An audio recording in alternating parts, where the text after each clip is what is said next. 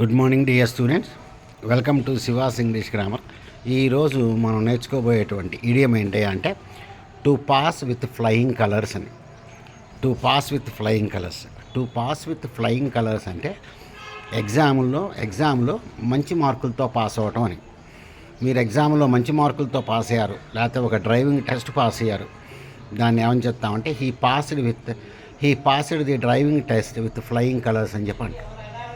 ఈ passed the driving test with flying colours అని చెప్పి అంటాం. Right. He passed his exam with flying colours అంటే మంచి మార్కులు తెచ్చుకున్నాడు అని చెప్పి. ఎక్కువగా దీన్ని మనం ఎగ్జామ్స్కి టెస్ట్లకే వాడుతూ ఉంటాం ఈ ఎక్స్ప్రెషన్ అంతా కూడా. So to pass with flying colours అనేది ఎగ్జామ్లో ఎక్కువ మార్కులు తెచ్చుకున్నప్పుడు when you do something very well, when you do your exams very well, దాన్ని మనం to pass with flying colours అని చెప్పి మనం చెప్తాం అన్నమాట. Good day to you all.